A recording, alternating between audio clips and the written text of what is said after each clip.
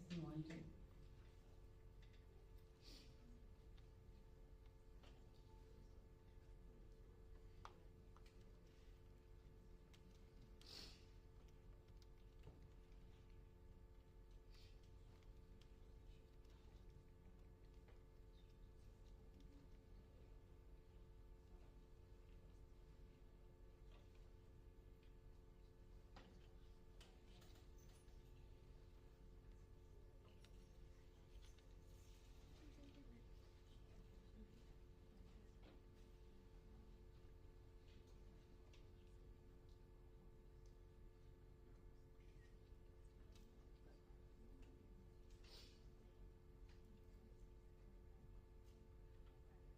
Good evening, everyone.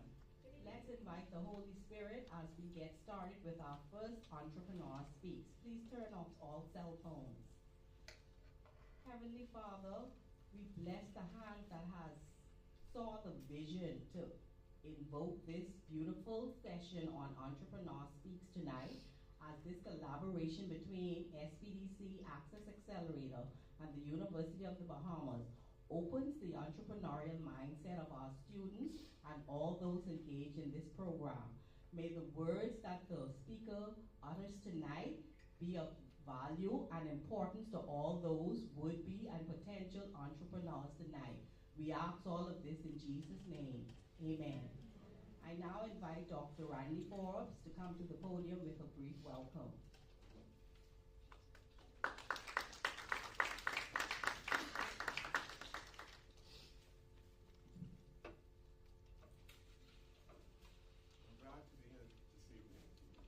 Aren't you? This is Michael. I'm happy to be here this evening. Are you? Yes. Let me hear that again, please.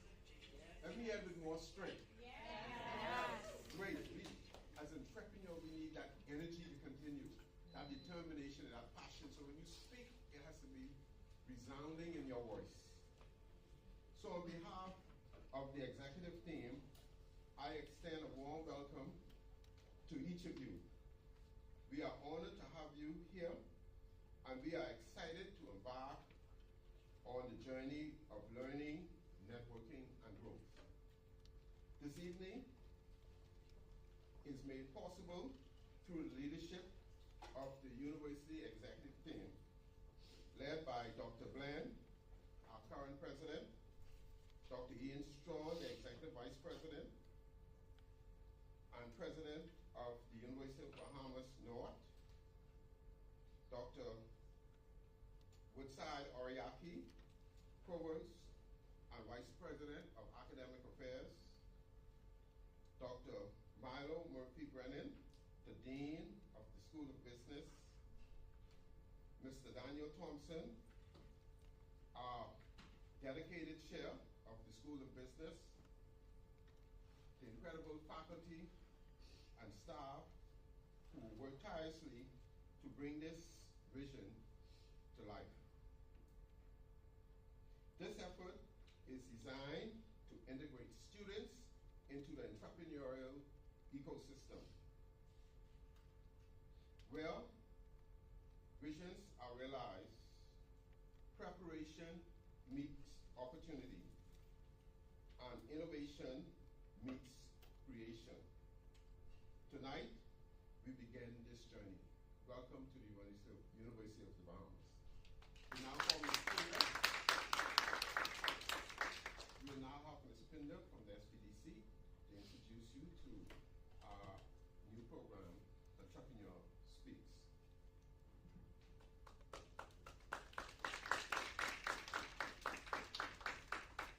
Good evening, everyone, and welcome to Entrepreneur Speak, an exciting session where we dive into the world of entrepreneurship and hear firsthand from trailblazers who have turned their ideas into successful businesses.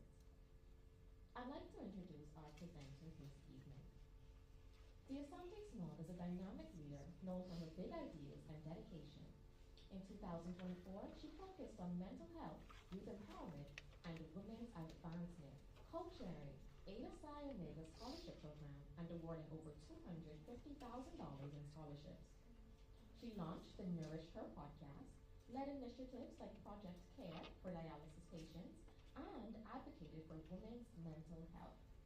The Asante also co-manages the annual Back to School initiative with her husband, Chef Corey Small, providing over 300 backpacks to end the summer. With 14 years of experience as a creative strategist, she has successfully led marketing campaigns for diverse sectors. Career highlights include Deputy Director of Communications at the Public Hospitals Authority and Creative Director for the 50th National Independence Celebrations. Alongside her professional pursuits, the Asante co-manages the creative culinary team at Oasis Bar and Bistro with Chef Corey Small, merging innovation and commitment to offer exceptional culinary experiences. The Asante's creativity, resilience, and commitment drive her to empower others and make a lasting impact. Please, ladies and gentlemen, join me in welcoming the Asante Small.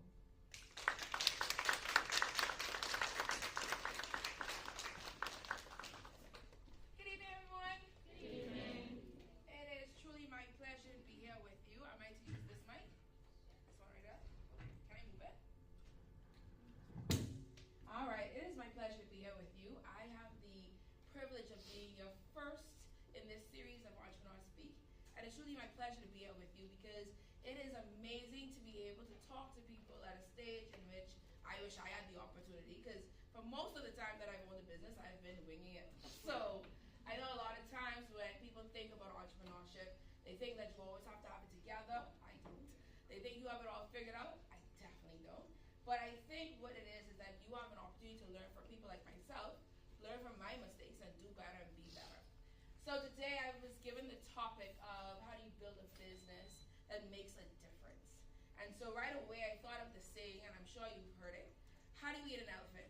Anyone knows the answer? One small bite at a time. And so for me, how do you build a business that makes a difference? And that is one brick at a time.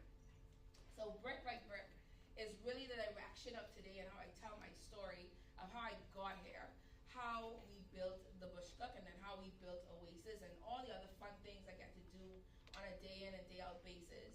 And the very first part of building that wall, building that business is to reflect on what is building your foundation. And so a lot of times when people think about a business, they first assess what is their purpose. What is their purpose in life? If you believe in God like I do, what is the plan that God has for me? What is the thing that He really set out for me to do in the time that I'm here on earth? And then for those who just believe in setting out the vision and writing out what it is that they're set out to do, they make a vision for themselves. So for me, in my vision, that's financial independence. I want to be able to do whatever I want to do, whenever I want to do it, because I make enough money to do that. I'm not there yet.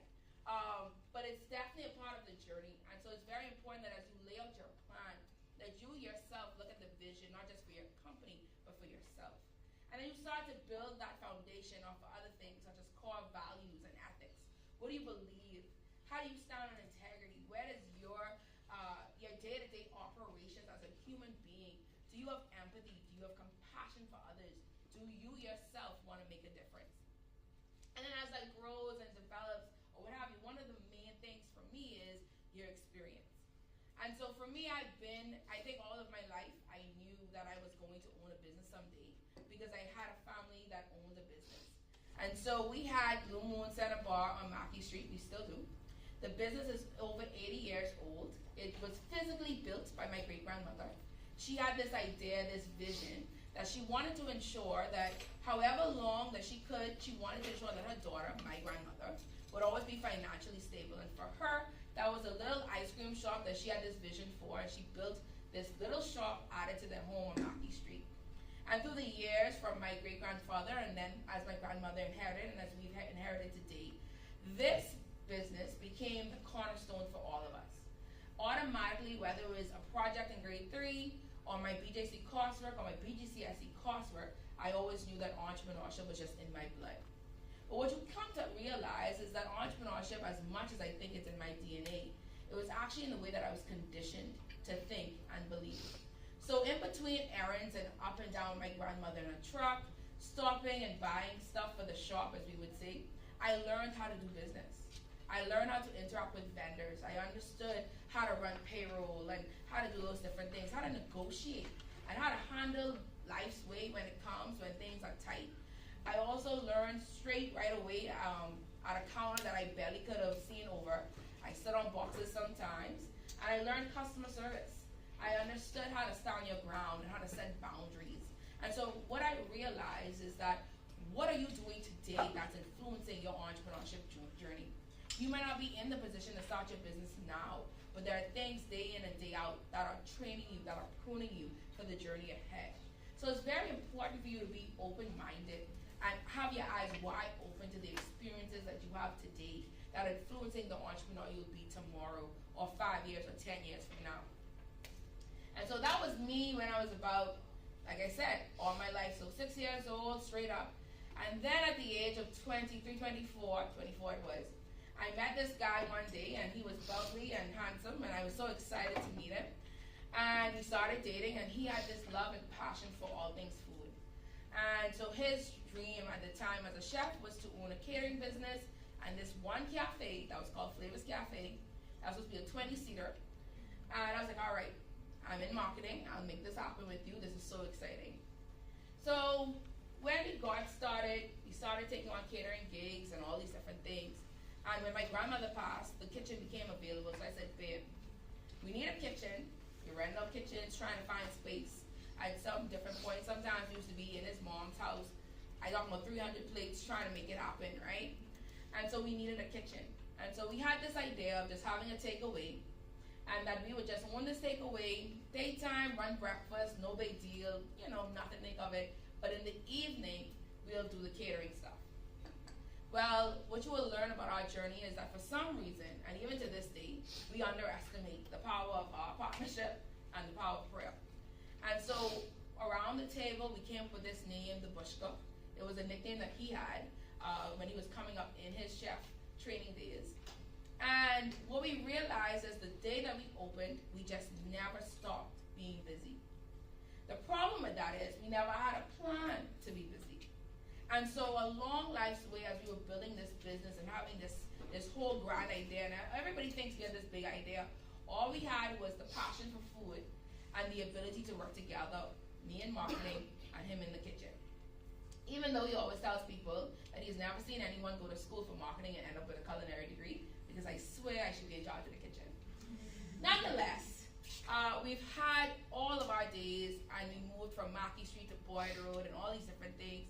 And I remember when we started to get very bored at doing this thing called food, because you get tired of saying chicken and peas and rice and macaroni and the burger.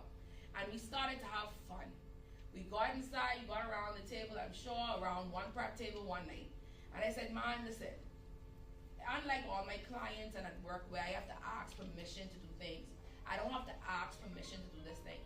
And I think we kicked it off with Sister Siamban Plate. And I think half of the people in this room is too young to know about that special.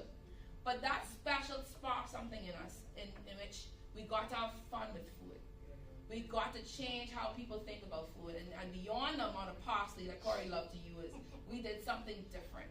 And so every time something happened in this country, you would see a Bush Cook special. And so whether it was Junkanoo, boy, I really miss, we would have fun with the Valley, right? We had the whole Junkanoo, we had politics, we had election burgers, we had big moments, we had small moments. We definitely got to celebrate with new specials, new burgers, and all that good stuff. And for me, it was just the freedom. It was the creative freedom. It was the fact that I didn't have to ask permission. It's the fact that at midnight I could call up my graphic artist, who was one of the best in the country, and I could come up with this random idea, and we would just run with it. It made doing what we did fun. Even when we weren't doing well in business, even when we weren't getting it right, it just gave us something to look forward to just as much as our customers did. And as I was thinking about all of this, and we talk about our journey, and we talk about our journey to business, and talk about Bush Cook, and as we grow, and I'm going to share more about how we've grown as a food company, I think it's very important. I saw this quote by Will Smith that said, I don't have to build a perfect wall, I just have to lay a perfect brick today. And a lot of times when we get excited about entrepreneurship, it's great to have the vision, but every day, think about that small step that you can make that can make a difference for your business. You're not going to get it right the first time. You're not going to be able to do all these amazing things on the first go. but every day commit yourself to be better, to build brick by brick a better business. And again, like I shared, we keep underestimating. And so I'll tell you the journey of how we got to Oasis in 2023. And we were just like, we're tired again, just being bored, random. Though we've always had the vision and these ideas for us to own other businesses, we just was not in the market at the time for a new restaurant. We just wanted a new location for the Bush Cup. We went to Palmdale, and as we toured Palmdale, we were like, oh, this definitely works, but it's not for the Bush Cup. And so we sat with it, we came up with a plan, we went to church, and in church we got the name. We laid out the plan, and again, we had this completely different vision.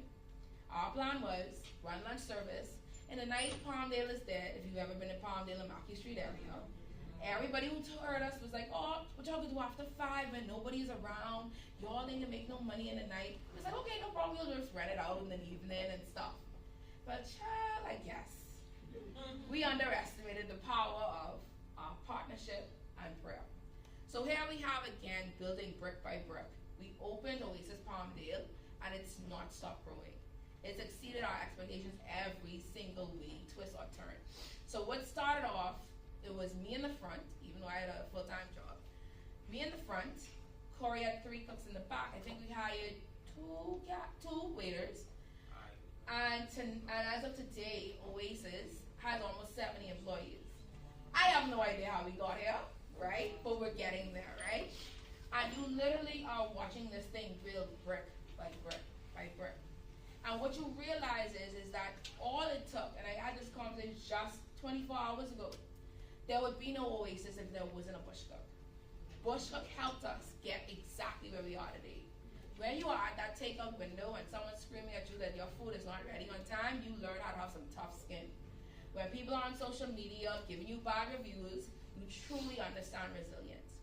When you are trying to figure it out as a 25-year-old business owner, your 35-year-old self looks back and says, this is how you learn patience. This is how you learn how to be kind even when people weren't kind to you. This is how you learn how to keep growing and being innovative, even when it looks bleak and when trends look completely different. I always remember telling you the amount of people that told us not to open Oasis, that told us that this is not the market or the time to open a restaurant. I mean, they were wrong, but we enjoy the fact that we just keep growing. I'm not at a place yet where I could sit back and enjoy all of the fruits of my labor, but I truly could look back and say the bricks that I'm building are starting to take shape. With each day that I get up and I get to work and I balance that with Oasis, I realize that it's truly important that as you build your business and you brick by brick build this wall or this brand or whatever it is that you're doing, you cannot do it alone. A lot of times when people look at us, I cannot imagine. I have a few friends that's in the food business, and I cannot imagine doing this thing without Corey, as much as we buck heads. You know, we love each other, but boy, is it rough. I won't, everybody can't take it, husband and wife in business together. But I could not imagine doing this without him, and doing this without our team. I want you to understand that you cannot build it alone. No matter how you may feel, I'm so independent, I got this, I got myself. You do not build a business alone. You need help. You need vendors. You need collaborators. You need partners. You cannot build a wall by yourself. It will not stand the same. It will not be built the same. You have to get help. You have to know when you need help, and you have to value the help when it is provided. And not just that, we also have created a community. I tell people all the time when people say Bahamians don't support Bahamians, I cannot relate. I have not built a business that's been tourists or foreigners. It's been Bahamians, everyday Bahamians that believe in us enough to give us a try. My doors have been open in the midst of COVID because Bahamians gave us a try. And so don't just think about the business that you're building. Think about the community that you are building as well. The network that needs you, that needs your product, your service, whatever it is, but your community is waiting for you and they will support you no matter what is happening. And I am a testament of that. And so as we continue to build, I want you to also consider as you build your business, you have to allow the business to build you. I can tell you now as I look back again, this is 10 years in, and I really believe that the growth of this business is because we keep growing. A lot of times when people tap out or they close their business down is because at somewhere along the way, they lost sight of the vision or they stopped growing. Your business could grow, but if you're not growing, it's going to stall off. It's not going to be successful. And so what does that mean?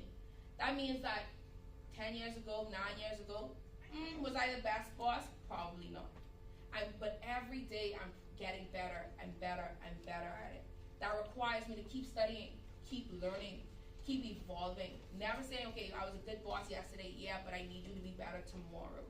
When it comes to your finances, again, when it was just me and Corey, he'll always tell the story of how we didn't even have a cash register our first day at Bush Cup. We had an El Cuno box because our cash register wasn't there yet. A little cigar box with some change in it. And so when you're there and you get frustrated now when your POS is down and stuff like that, but I remember the days where we used to be right in that cigar box. And so brick by brick, you continue to build the business. When it was just me trying to figure out payroll, to me having a full-on accountant, having a payroll team, it's just evolving, but we had to take the steps to get there. I also want to encourage you to never stop learning, like no matter what. There's always free resources available to you. There's also people available to you. Whenever people reach out to me and say, hey, I want to start a business, I try to list off as much of my failures as possible so they can skip that part. Even in the failures you get to grow and learn, I don't want you to make my failures. I don't want you to make the same mistakes that I did. Learn from me. Start some stuff early. Get that accountant early. Get that HR consultant early. It might not mean that that person is full-time with you, but that guidance is necessary because, again, you can't do this alone. One of the biggest lessons I've learned, and I think that makes me stand out and makes me continue to be successful and my husband successful in our businesses, is that we accept the fact that we don't know it all and we cannot do it all. We understand what our strengths are. We come to the table, this is what I bring to the table, this is what he brings to the table, and we figure out who else we need to bring to the table to make it make sense. Again, you cannot build the wall alone. The final thing for me is, and as I reflected on this whole building a business, and I think about, again, my family's business that's existed for 80 years, and I think about our business and how we wanted to exist for 80 years for our children and our grandchildren to at least realize and bask in its success. I realize that what makes a difference is your mindset. And it's the fact that you have to appreciate that your wall is the foundation for someone else. The very thing that you're building today is inspiring someone else. It is igniting a dream in someone else. It's showing someone else that they can do it. It is your reminder, and for years to come, it is a reminder that if the wall has been built, it can be built again. And so I want to encourage you that whatever it is that's on your heart, your mind, your vision board to build, I want to encourage you to remember that someone else is going to witness this. And because of you, they will start building their bricks, building their wall brick by brick. I want to encourage you that you must ensure that your core values and your ethics ensure that your wall is stable and sturdy. There's nothing like running a business and not having integrity. There's nothing like building a business but you don't want to work hard. I don't know how to tell you this, but you're going to work hard. You're just going to have to work smart as well. Don't think that entrepreneurship is the easy way out. You go from having one boss to thousands. There are 1,000 people reviewing you every day. There's thousands of people judging you. There's thousands of people choosing whether or not to support you. So I want to encourage you to build well, build strong, and ensure that when you build with someone else, because we must build together. Thank you so much.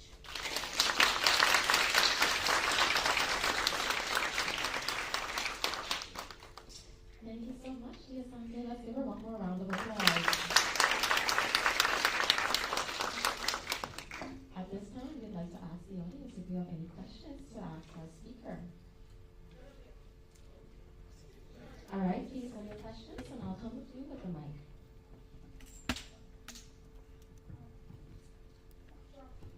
My question is, how do you balance it all? Life, social life, working full time, and running a business. I don't balance life. I do one task at a time. My mind works very segmented. So I have a to-do list, and I make my categories of what I need to do. And when I'm working on, whether it's the business stuff, that's what I'm focused on in that hour. When I'm working on my 9 to 5 stuff, that's the designated time. When I'm working on sorority stuff, that's that designated time. And when it's my time, it's my time. And when it's my husband's time, it's my husband's time. So I'm very intentional. And I'm very much a planner as well. So what I try to do is I try to time myself. I set my own deadlines for things. I try to outsource as well where I might struggle. So there are things and specific tasks that I do not manage well. I don't do well. That's usually peopling. I'm very good with people, but when you get to the 20th customer, I'm low. So I really try to make sure my team is in place for that, so it keeps my energy where it needs to be. So I'm always able to do that. I'm also very self-aware. So I'm very aware when I'm drained. I'm very aware when I'm tired. And when my body says sleep, I sleep. And then I figure it out tomorrow. So I think it's just being honest with yourself and intentional. And I also believe I'm just graced for what I have, because that's what I'm called to do in this season.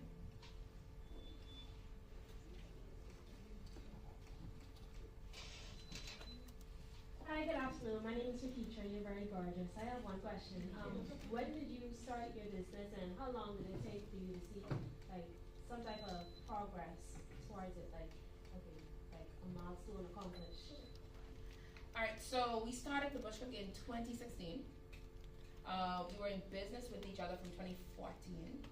I think it just depends on how you define milestones. So like I remember, like it just depends. Like so, it's not really money. It's been things like getting an event right for a client and not being stressed about it, or when we bought our first cash register instead of cigar box.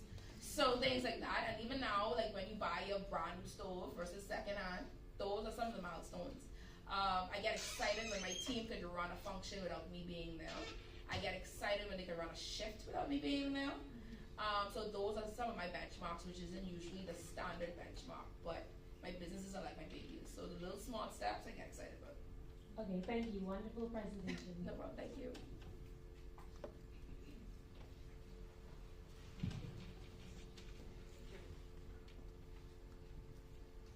Good evening. Okay, so I'm also a business owner, and I was challenged with something. So we started our business in 2019, and then I was approached by the Ocean Club. I was invited to a meeting, and they wanted me to market in their brochure. So the business is, there's two.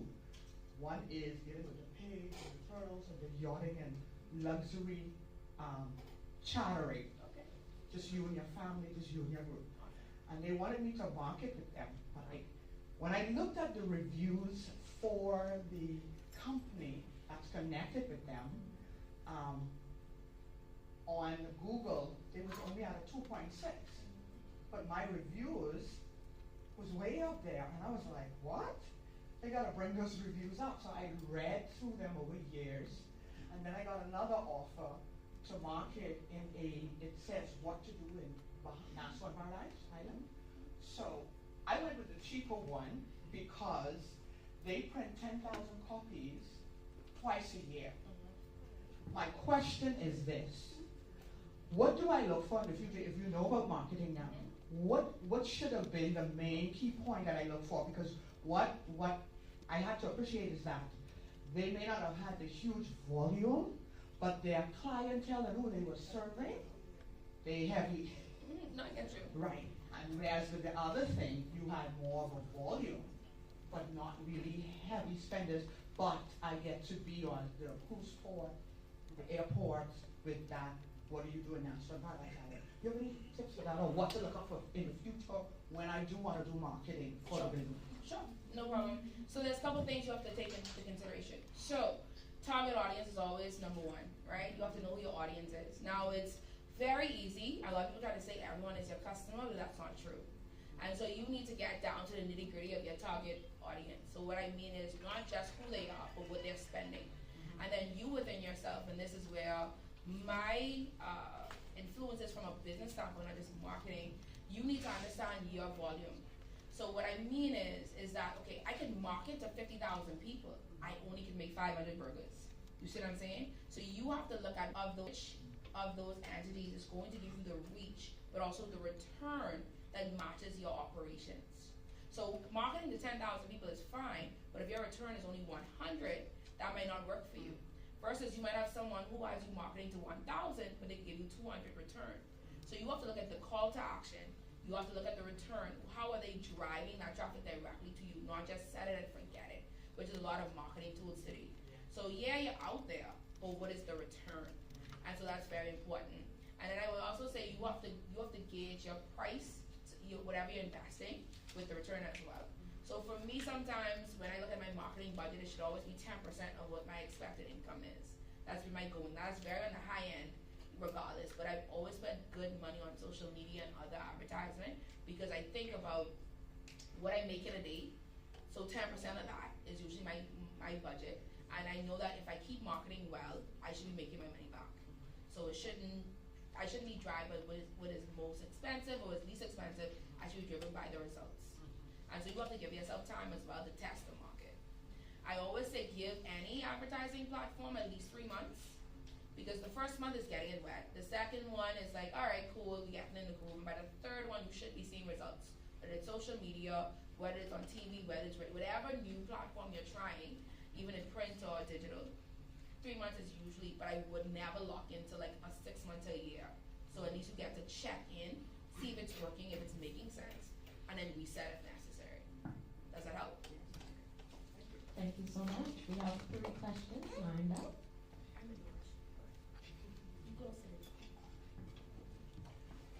Today, I have a question. What's the best advice you would give to someone who has the same dreams and goals you have? In terms of restaurant? Yeah, because I'm actually a cook, Okay. and I had a business for 4 years ago, but I had some challenges, Okay. and I just want to know some advice you could give. So I love and I welcome more food businesses in the space, right? And so I want to encourage you firstly is that you have to find good culinary mentors. I think that's what separates my husband from others. I think he's always been around great chefs and great restaurant owners, and so I think that has given him insight. So what I mean is that when you're working with another chef, don't just take it for granted, I clock in, I clock out. Learn from that chef. Learn about inventory, the decisions they make on the back end. Like, that may mean you come in to work a little hour earlier or stay back an hour later, but they share information that they wouldn't necessarily speak out in the public on a regular day. So mentorship is very important. The second thing is start small. Like, we started small. We started off, Corey used to do grill pit at the rugby field. We used to do catering gigs when he used to work full time, so in the evening or whatever he had available. And when you start small, always assess yourself constantly. So what I mean is, when you have a catering gig, you don't just say, okay, I make money, that's it. No, what did I get right? What I need to improve on? What do I keep doing? What do I need to fix? And so those are the opportunities for you to keep getting it right and keep getting better. I also recommend the events work well. We used to do a lot of events around the country, but in that, so I should say, that really gave us an opportunity to test our product. Test out menu options and stuff like that. So the fairs and those type of things. But keep it small again. We were really good at that because sometimes at events you could waste as well. But I really just encourage mentorship. That guidance, the right mentors now, the right guidance really makes a difference in this business. And so for me, I've been blessed. Corey's been blessed. So we have people that have willingly and freely poured into us. And by all means, hit up Chef Corey Small. We'll be happy to talk to you. Right, Jeffrey?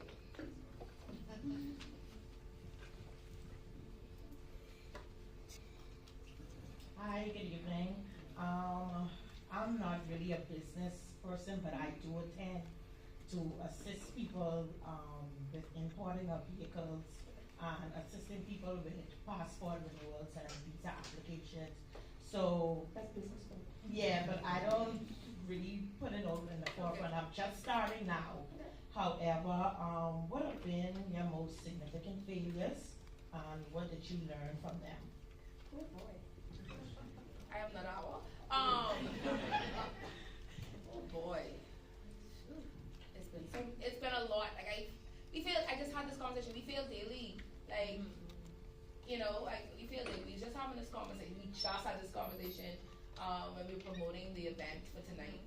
And the conversation is that I fail daily. Like, I can't even pinpoint one thing to you. What I mean is, so from a culinary standpoint, you're not gonna please everyone. And so I know that in any given night, as much as my team may try, a steak might be undercooked or overcooked. Stuff might not have been seasoned the way that you like. And so it happens every day. What I think I've decided to do in that space is give myself grace. In my marketing work, I've not followed through all the time. I've probably missed a client's deadline. And I think, again, grace. And one of my mentors will always tell me that you under-promise and over-deliver. So I'll share that lesson with you based on the type of business you're in. So what we tend to do with customers and our clients is we oversell and we hype ourselves up. And so we say, oh, I get it to you in 24 hours.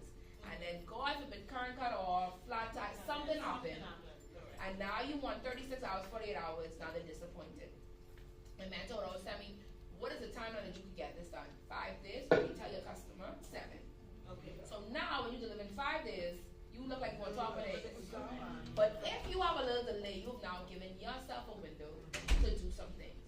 So I would say in all of that, and based on your business and what you're getting yourself into, my advice to you is under promise, keep it very realistic, and then over deliver. Wow them with the other stuff. All right, and our last question. Good evening, everyone. My question tonight is, where do you see the business in the next 5 years? Example, like how the Titans Group expand. Do you plan on branching out? So yeah, listen, I'm very big-eyed, right? And in the restaurant field, it's not that many Bahamian-owned restaurants, groups, or what have you. It's really only the Pinders with Bamboo Shack and Salvador and Lewis. And so at one point we wanted multiple locations of the Bush Club. We've completely revamped our focus, but we will be owning multiple restaurants and experiences. I have a spreadsheet. My husband always tells people about my spreadsheet that I showed him 6 months into dating. Of things that, no, I just big-eyed it. Like, I really, every day there's a new idea that comes up. Now I won't accomplish everything on the list, but I do believe that it's my right and my expectation that I could dream and I could try. And so because of Oasis, I just had this conversation with my best friend. As crazy as it is, as hectic as it is, I can't wait for the next thing. Like, I really can't wait. So we're going back in Palmdale in a couple months. Renovations is starting. I'm really excited for that new brand.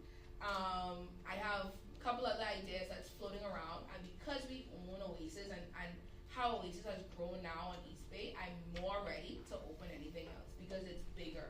So it's already, like, I've already rules broken, you done figure it all out, you now have an idea of how to set up the next thing.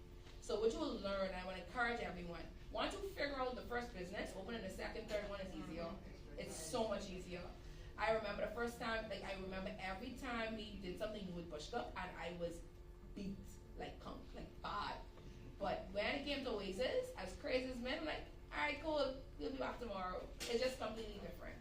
And so it's okay to keep growing, and we definitely will be growing. Is that it? Oh, I do have a question. I can take it, if that's okay. Okay.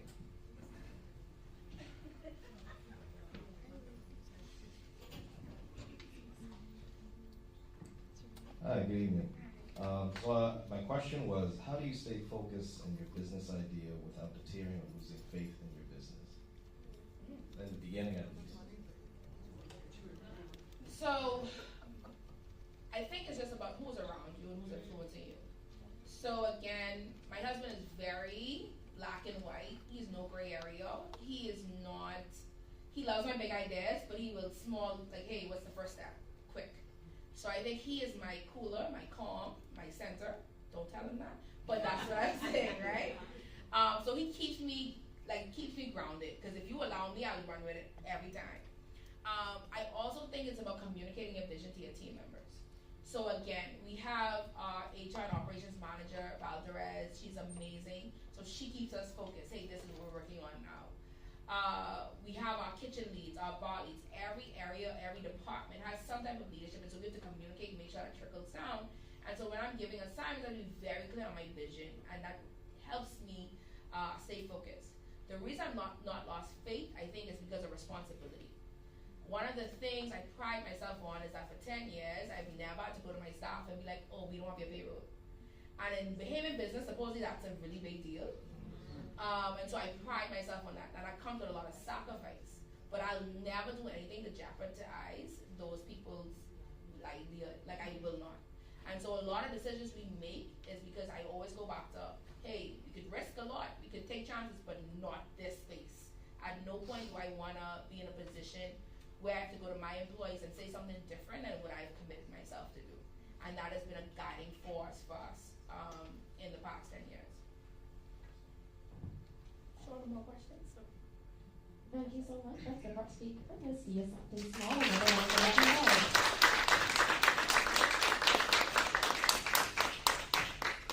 Now, by a show of hands, how many of you gained some valuable inspiration and insight this evening?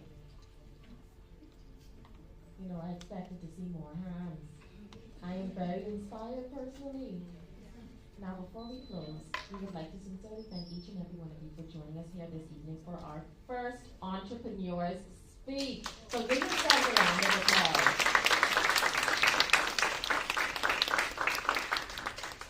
The Small Business Development Center, in collaboration with the University of Bahamas, is very happy to be here this evening and to continue this series throughout the rest of the year. So we do hope to see you at the remaining sessions. So is everybody excited for that? Awesome. So what I do want to encourage everybody to do is to stay connected with the Small Business Development Center. You can find us on our social medias, that's Facebook, Instagram, and TikTok at SBDC Bahamas, and our website, sbdcbahamas.com. Now, as we come to the close, I'd like to encourage you to look at your neighbor, ask them about entrepreneurship, network with one another, speak to the people in the room because you never know who you're sitting next to. Go ahead.